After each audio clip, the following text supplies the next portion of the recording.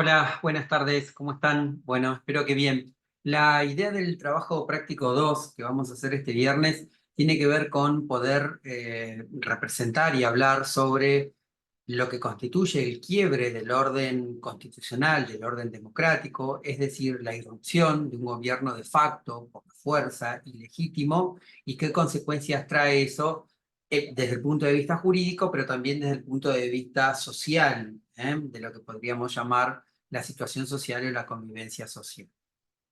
Eh, para entender un poco el enfoque que le vamos a dar al trabajo, tenemos que tener en cuenta presente, como está en el trabajo, dos ideas centrales. La primera es la de derechos constitucionales y la segunda es la de garantías constitucionales.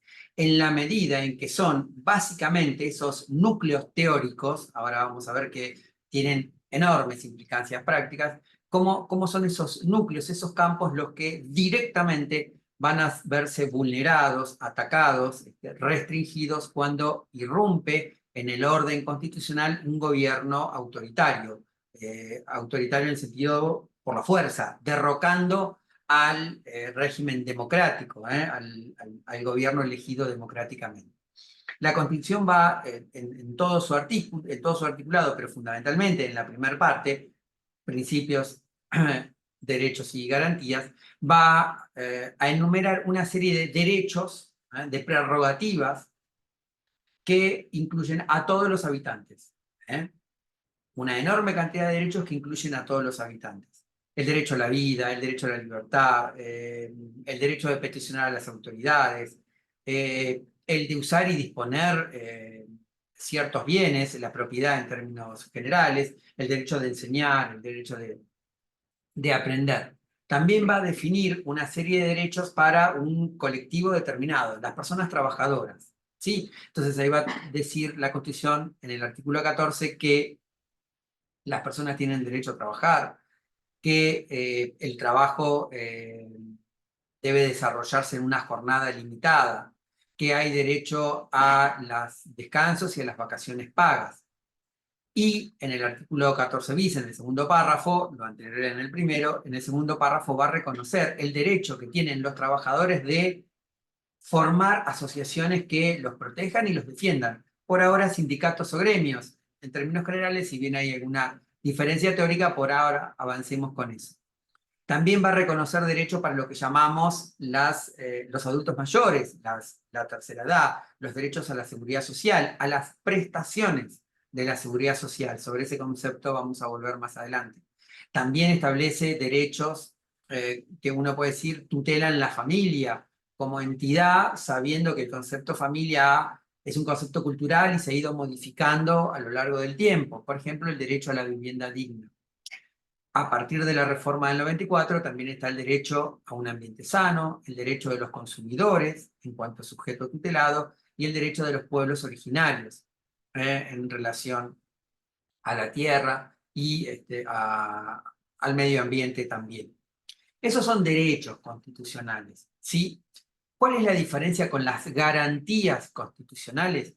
Que las garantías constitucionales son herramientas, ¿sí? Son el instrumento que la Constitución le da en términos generales. Ustedes saben que la Constitución es una ley muy general y que como toda ley general establece generalidades. Después las leyes van a ir especificando, determinando más concretamente esos derechos.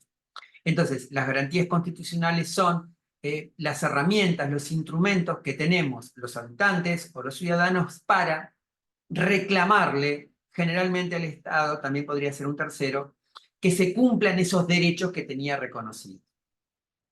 A partir de la reforma constitucional del 94, básicamente se mencionan el habeas corpus, es decir, el instrumento, la facultad procesal que tiene una persona para dirigirse a un juez cuando la libertad está en peligro, el habeas data, que es pedirle al Estado de alguna manera que me informe qué sabe el Estado, los organismos, sobre mi situación personal, sobre mi situación crediticia, etc. Lo que ustedes vimos en la clase anterior, la acción de amparo, es decir, ese mecanismo expedito, ese mecanismo rápido, cuando es necesario tutelar de manera inmediata un derecho vulnerado. ¿eh? Mientras se discute lo que se llama la situación de fondo. También la Constitución establece ciertas garantías constitucionales un poco más generales. Por ejemplo, la inviolabilidad del domicilio. ¿eh?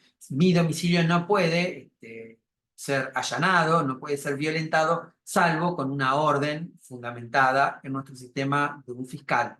También podría ser de un juez, si el sistema penal fuese un poco distinto. El derecho a la defensa en juicio. ¿Qué más? El derecho a ser detenido solamente por una autoridad con competencia para hacerlo y avalado por una autoridad. Ustedes fíjense cómo hace un tiempo volvimos otra vez con este tema de si en los piquetes o en las manifestaciones la policía puede detener, según el gobierno, preventivamente, por si se va a cometer un delito, para quienes piensan de otra manera, dicen, no, en realidad no es una detención preventiva, es una detención arbitraria, porque en la medida en que no estoy cometiendo ningún delito, yo tengo derecho a transitar, manifestar.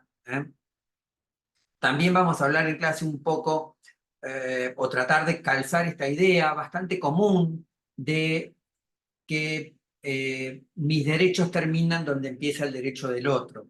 Esa frase teórica, agradable, que suena lindo, no siempre es así.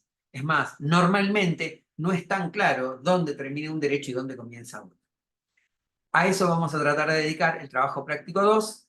Espero que esta explicación les haya servido como ayuda y no los haya confundido más. Y el viernes avanzamos con el trabajo práctico 2. Recuerden que cualquier duda vinculada con el trabajo práctico 1, vamos a dedicar los primeros minutos de la clase a resolverlas y hacer una devolución de los temas vistos en el trabajo anterior.